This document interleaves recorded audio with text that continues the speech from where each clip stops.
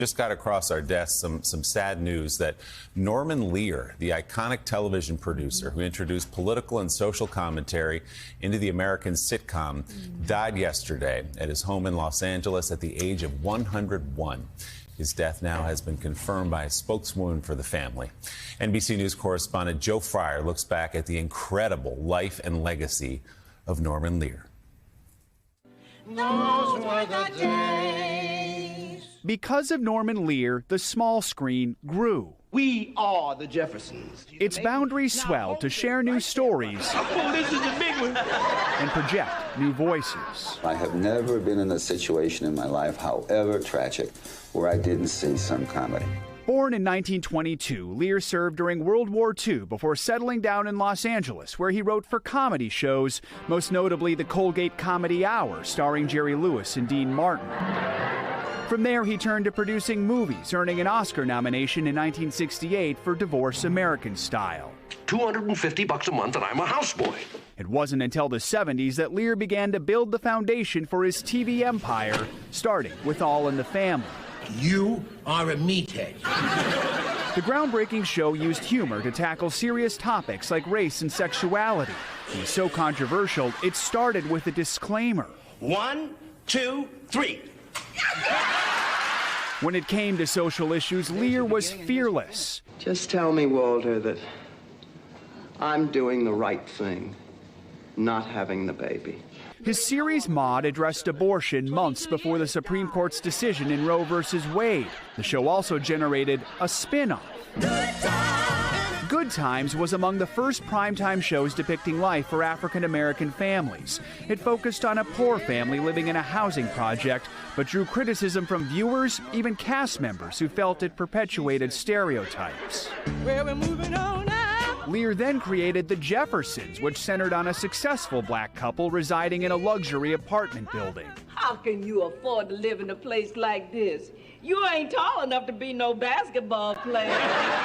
But in the 80s, he walked away from TV to focus on political activism. A vocal opponent of the religious right, Lear created a nonprofit called People for the American Way. Don't tell us we're bad Christians or good Christians, depending on our political points of view. That isn't the American way. Married 3 times, Lear had 6 kids. The youngest twins were born when he was in his 70s.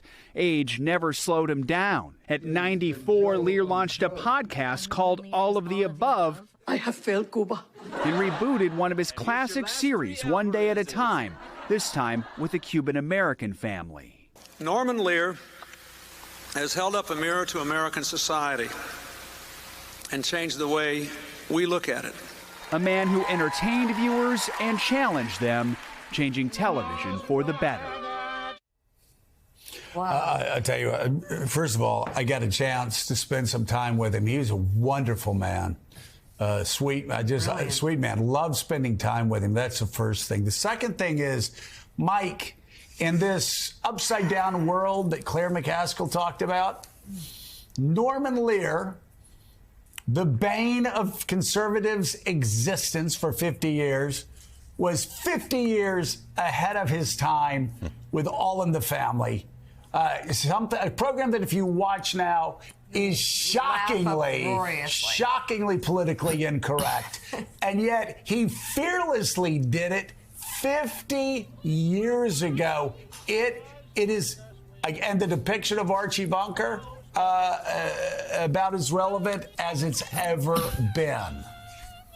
You know, Joe, if you place all of those shows, all of Norman Lear's shows, back in the era that they were first displayed on American television, basically the 70s, the 1970s, you can say with credibility that Norman Lear brought America to Americans for the first time.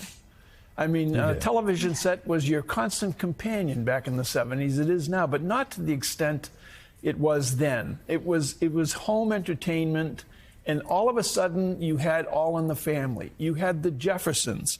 You had Sanford and Sons. You had programs that gave you a picture, a comedic picture, but a serious one as well, into the lives of people that you would never meet, never knew, really never talked about, and all of a sudden they were right there in your living room. He did an enormous service to the United States of America by bringing America, the real America, to Americans in their own homes.